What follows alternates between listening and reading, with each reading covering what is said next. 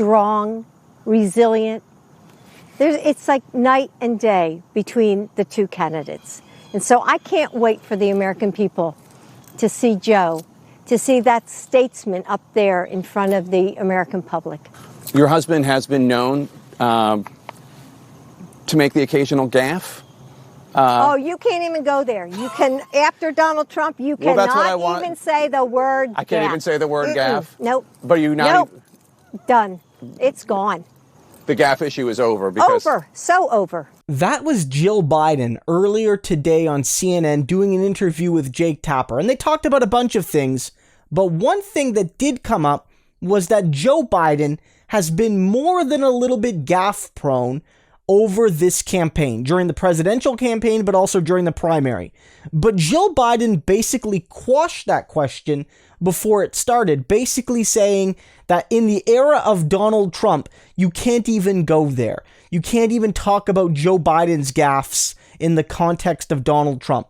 And I'm sort of torn on if this is good strategy or not. On the one hand, I think what they're doing is sort of tapping into what the Republicans often do. And I'm not one to praise Republicans, but Republicans will often not give an inch on anything. Like, Republicans understand power. We've been talking about that. They'll be hypocrites. They'll do anything to push their agenda.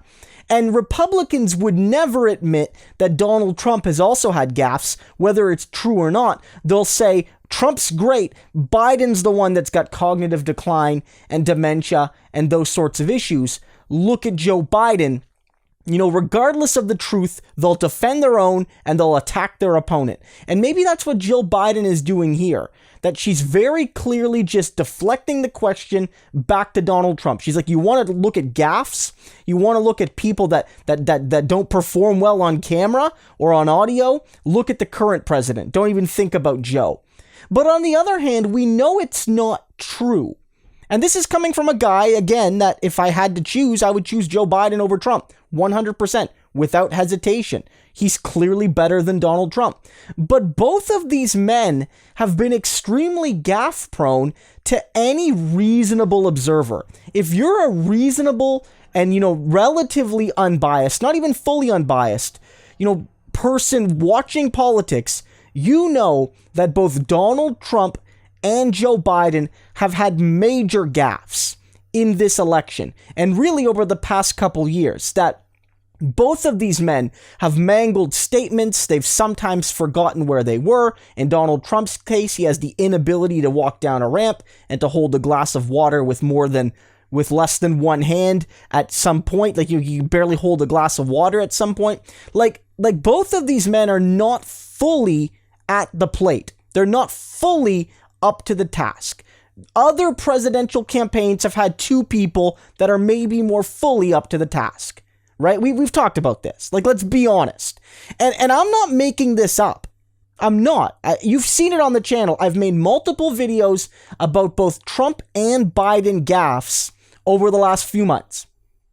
And so Jill Biden can pretend that this story doesn't exist, but it does.